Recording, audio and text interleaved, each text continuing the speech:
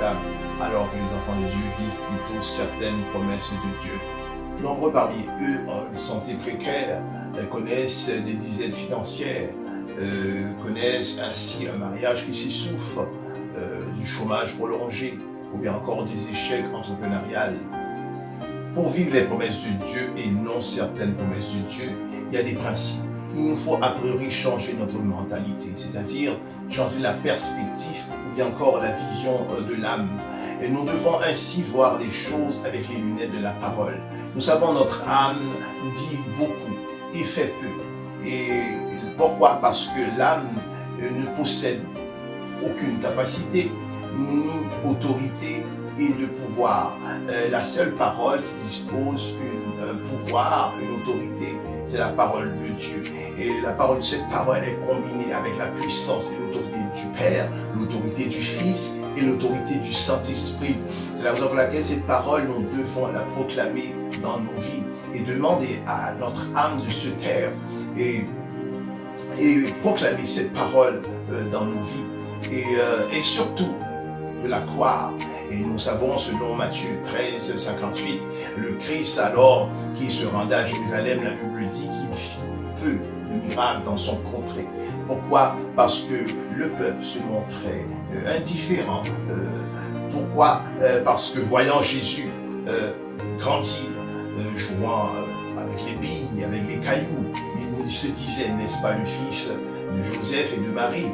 Alors, il avait cette indifférence pour certains. C'est la raison pour laquelle le Christ a fait peu de miracles. Donc, ils n'ont pas cru. Donc, lorsque nous parlons de foi, nous parlons de croire. Nous pouvons croire à plusieurs niveaux. Il y a des gens qui arrivent à croire un peu, croire moyennement, et d'autres peuvent croire beaucoup. Et ceux qui croient peu ont peu. Et ceux qui croient beaucoup ont beaucoup. Et c'est ainsi que nous devons croire à ces paroles. Nous ne pouvons pas nous limiter simplement à la proclamer, mais nous devons croire à ce que nous proclamons. Et nous allons voir quelques temps après. Il peut être 1 mois, 2 mois, 6 mois. Nous allons voir ce que nous avons proclamé se matérialiser dans nos vies. Si nous savons, selon Jean, il dit qu'au commencement était la parole.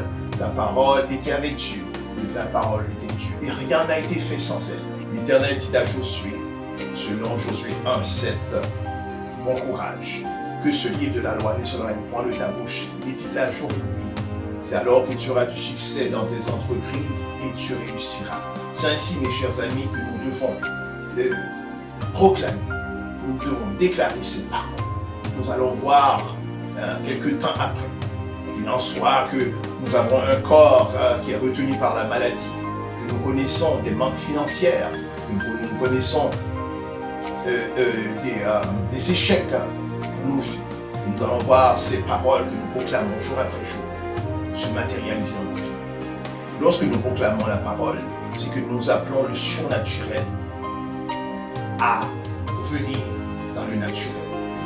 Donc, lorsque les anges viennent, c'est le surnaturel. Lorsque Dieu envoie ses anges, c'est le surnaturel qui vient vers le naturel. Nous savons donc que le naturel ne peut aller vers le surnaturel, mais toutefois le surnaturel peut venir vers le naturel. Lorsque nous proclamons ces paroles, par l'autorité qui renferme ces paroles combinées, eh bien le surnaturel vient vers le naturel. Ainsi, nous mettrons sur une base fréquente des versets bibliques que le Seigneur nous inspire. Vous pouvez saisir cela tel qu'un dépôt afin de pouvoir méditer la parole de Dieu. D'ici là,